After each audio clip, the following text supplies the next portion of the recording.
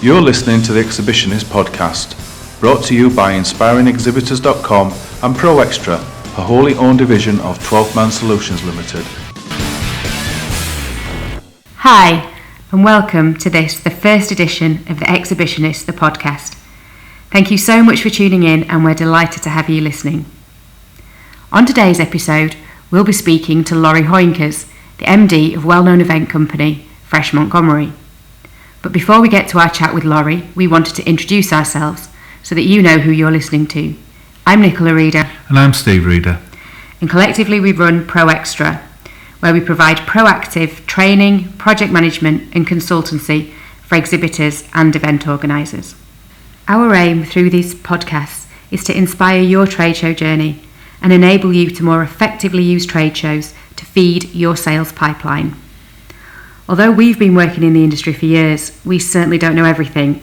So we're inviting people from across the industry with the expertise, knowledge, advice and tips to help give you the inspiration from their years of experience to bring out the best that you possibly can from your own trade show campaign. So as you're listening into this podcast, I'll assume that you've got some questions about exhibiting and about how you exhibit better that you're wanting us to answer. But Steve, what's the most frequent questions that you get asked from our delegates on workshops?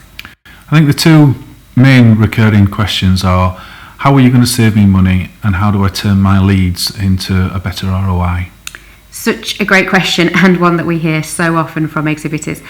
And the two are really, really closely linked. I think to be able to really generate the most power from those leads that you collect, the investment up front into a trade show has to also be powerful. Quite often we will see exhibitors who'll book a space on the floor and then not want to spend another penny. And actually the best use of budget can go into designing a really effective stand, or running some fantastic pre-show marketing campaigns, or working out how you're going to follow up contact afterwards with the people that you've met. And all of those things cost money, they take time and they take resource.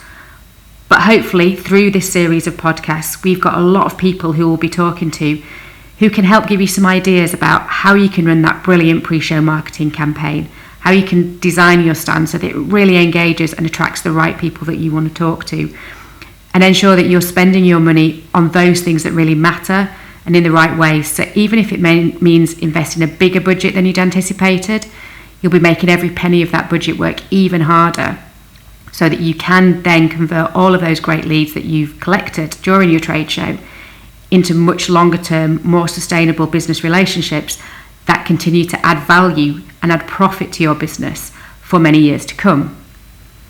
So although we will be inviting a number of experts onto the show who will be giving their expertise and their advice and hints and tips from years working in the industry, we really want the stars of the show to be you, to build a community where exhibitors are helping each other, solving problems and building confidence and skill by learning from each other.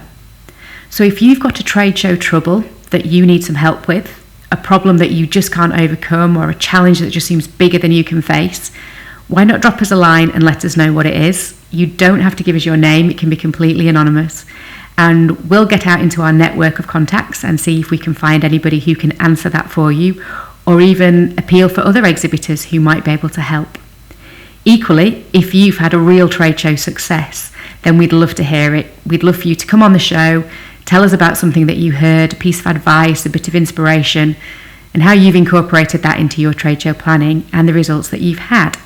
So whether it's a trade show challenge or a trade show trouble, please do let us know, get in touch, and we would love to share your story. So if you want to get in touch with us with your trade show trouble, then keep listening and we'll be sharing our contact details before the end of this episode. So along with budgeting being a big concern for a lot of exhibitors, I think there's also an assumption that it's really easy to do a trade show and anybody can do it. I don't know, what's the feedback that you've picked up, Steve?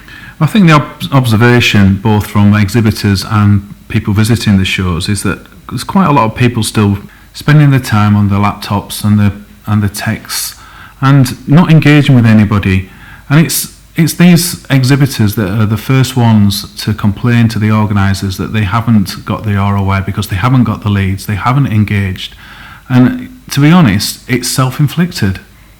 It's so true. How often have any of us walked around a trade show and seen exhibitors that have paid a huge amount of money to be there, just sat on the phones or eating, ignoring visitors.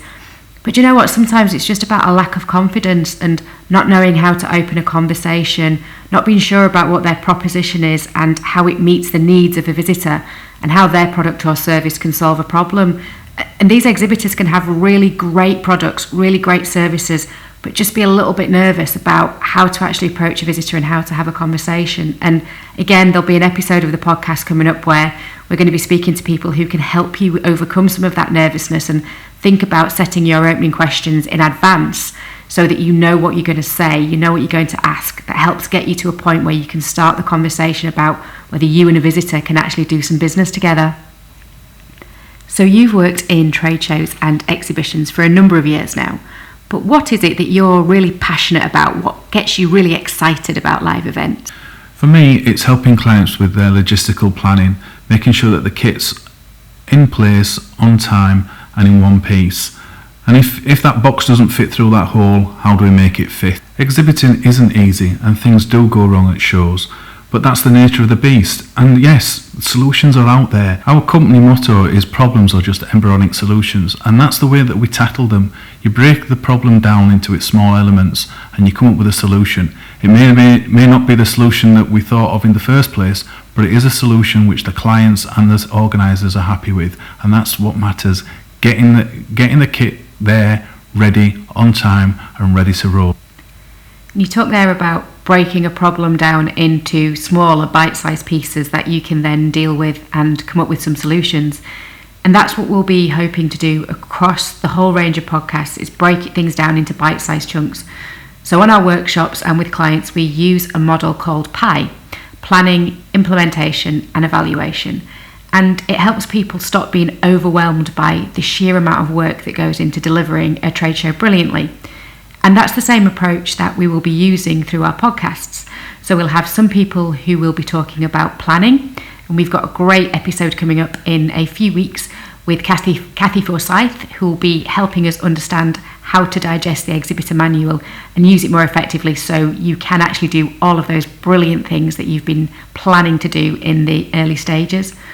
We'll be looking at implementation, where we're thinking about opening questions, thinking about how you filter visitors and introducing you to a few characters you might know, and also then looking at evaluation. So how do you follow up effectively? How do you make sure you've got the content to go and speak to visitors about to keep them engaged on an ongoing basis? But all of this will break down into bite-sized chunks, because we absolutely appreciate that to do a trade show really well, it's not a case of turning up on the day with a couple of pop-up banners. There's so much that goes into it, but by tackling those elements piece by piece, it's like a big jigsaw all fitting together that will result in a really strong, profitable sales pipeline for your business. So we know there are a lot of people involved in the exhibitions industry, but how big is it really, and how effective are trade shows when they're delivered really well? Well, around the world every year there are 31,000 registered trade shows and exhibitions, and that doesn't even account for all the smaller regional workshops, conferences, and smaller events that exhibitors still turn up at. But 31,000 registered events every year, it is a huge industry. And from those events, there's over 260 million visitors. Almost half of those numbers actually buy within 12 months of visiting a show, yet only 13% of leads are ever followed up. Yet even when a visitor doesn't buy from an exhibitor, 91% state that their buying decisions are influenced by what they see at a show, or even what they don't see at a show. So not being there can have as much impact on a potential customer as being there. So trade shows definitely play a big role in influencing future relationships and establishing and building those pipelines that will bring in future sales. Trade shows bring together people with a collective mutual interest who have the potential to form long-lasting business relationships, so they are much more targeted than a tweet or a LinkedIn post. So the million-dollar question of how do you execute a trade show effectively? And there probably isn't one answer. It can't be a one-size-fits-all. Every business will have a different set of objectives, will be in a different position with their readiness to get their product to market, will have a different budget and different resource. So there isn't one blueprint that you can just apply and that will miraculously ensure that you have a fantastic trade show. And equally, there are so many new trends, ideas, inspiration that are emerging all the time in the events industry that we're all learning from. Even 20 years in, we learn something new every single time we go to a trade show.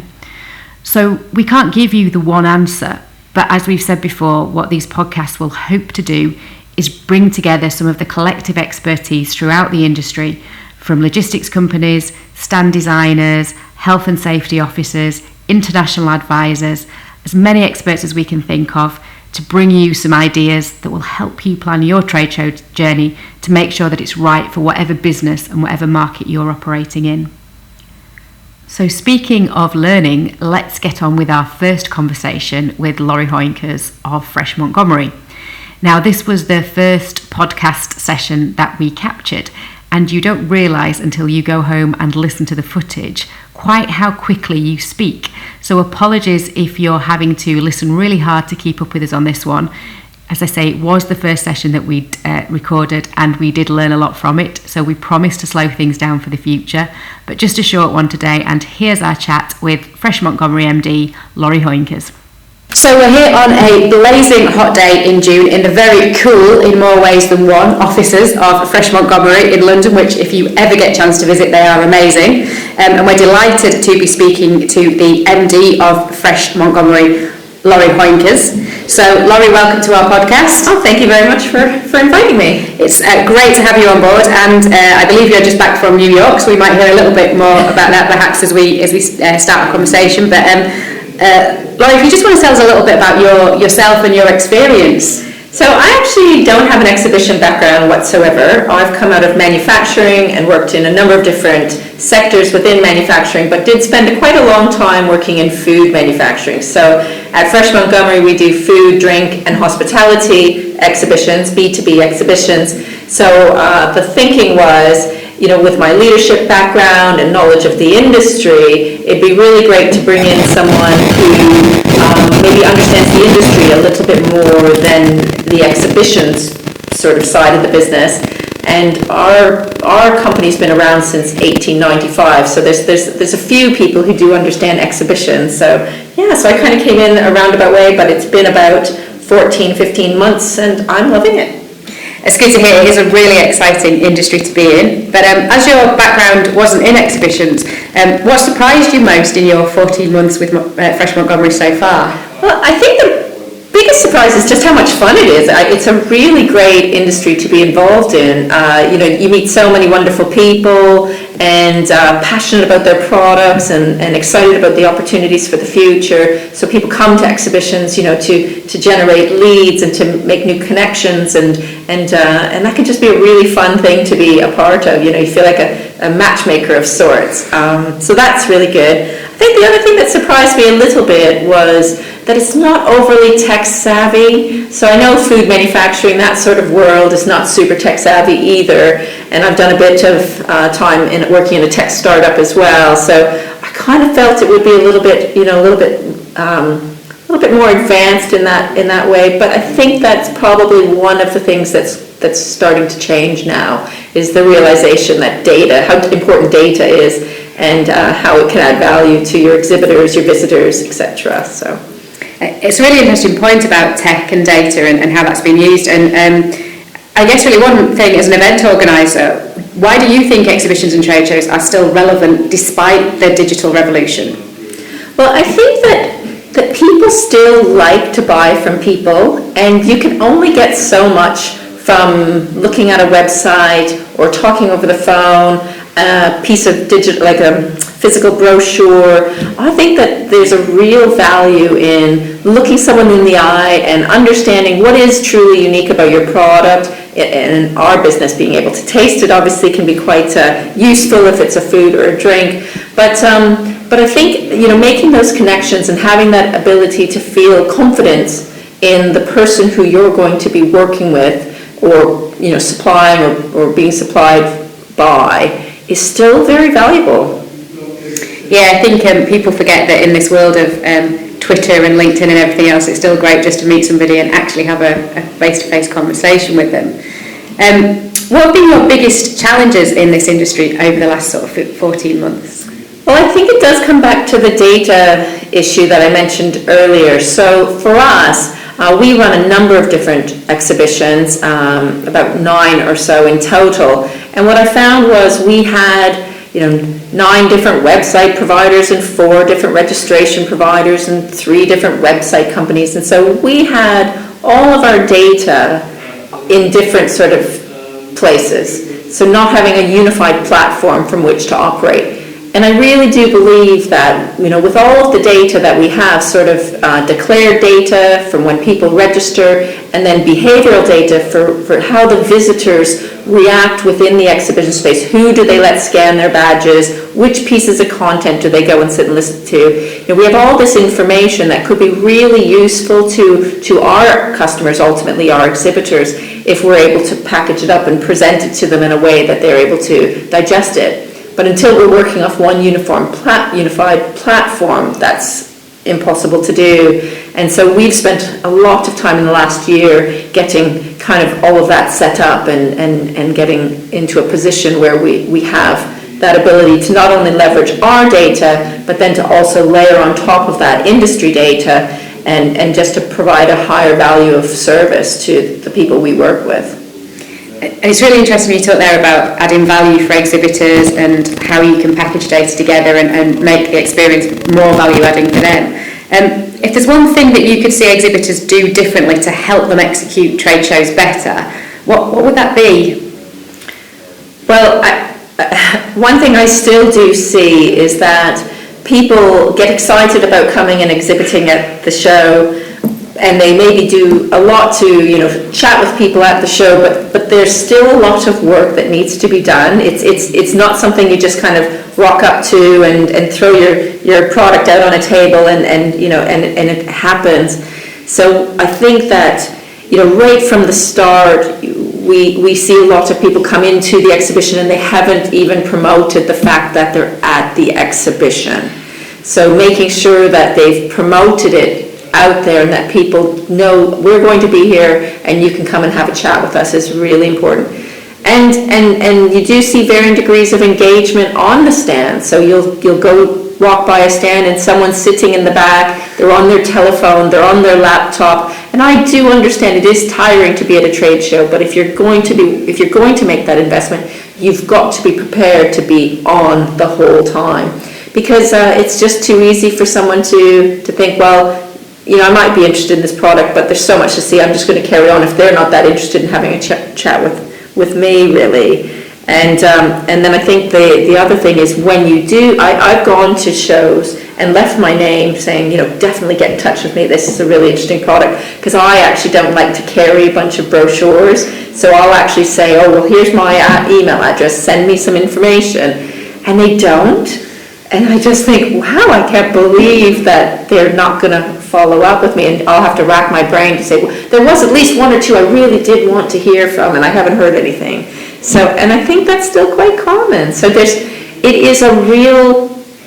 takes a real effort, and you can have a really great impact from it, but you've got to be willing to do stuff before the exhibition, during the exhibition, and after the exhibition to really get the full value. It's a really, really interesting point. When we're running some of our workshops, and we share the statistic of 87% of leads never being followed up from exhibitors, people are really surprised, and yet over 50% of people make a purchase in the 12 months after a trade show. So if you think, that 87%, there could be a lot of business still to be done if only people followed up. So yeah, it continually frustrates us. So one of the things we're really keen to do is inspire exhibitors, and we're trying to bring together the best of all the different exhibition stands and ideas and thinking around the globe, really, to help inspire a few of the people. So what's the best execution you've seen at a trade show, and why? Well, do you know what? I was just at, as you mentioned, Fancy Food New York. It was an excellent trade show, and I saw this amazing product, a wine-flavored water. It was absolutely fantastic. But the brochure that they gave me when I did take this brochure, I was that interested in the product. The brochure that they gave me was really an advert that they had made up for being at the show. So it was actually, we're launching this new product at Fancy Food, a little bit of information, how to get in touch. And on the back there was a sort of a miniature floor plan of the show and an arrow pointing to where their stand was. So they had actually produced these flyers, these brochures, and they'd mailed them out to a number of people to try and drive people to the show, to their stand, to have that conversation face to face. I thought that was a brilliant idea, and I haven't seen that done before. Mind you, I'm fairly new to the industry, but I thought that was a great idea. Yeah, absolutely. I've not seen that anywhere, and we talk about the event manager's responsibility being to get people through the door. The exhibitor's responsibility is to get people through to the stand. Yeah. And so often that kind of gets lost, and so I know, brilliant way of doing that. So how do you think the exhibitions industry is going to evolve over the next 3 to 5 years? So I do think that it's important that people have a great experience. So even though we run B2B exhibitions, I think people are people, and they really want to have unforgettable, exciting moments at a trade show. So I think experience is going to be more important than it might have been in the past. People are quite time poor, and I think that they've got to feel like they're going to get something out of the show that they can't get anywhere else. So I think creating those experiences is going to be more important. I also think data is the future with these shows. Like I said, I think that we need to start to pull together more bits of data and information that we can share with the exhibitors to help them be more successful. And the shows that are going to continue to do well are the ones that are able to do that in the next 3 to 5 years, to be adding additional value to their exhibitors by providing insight and more information to help their exhibitors be successful. So that's sort of my take on it. Okay. And so what are you really excited about in terms of Fresh Montgomery over the next 12 months? What have you got coming up on your calendar? Well, we've actually got a new launch coming up in the next 12 months. So we're launching one of our really successful shows that we have here in London is the Independent Hotel Show. And we're going to be launching a version of that show in Amsterdam. So that's really exciting. It's always exciting to have some organic growth. And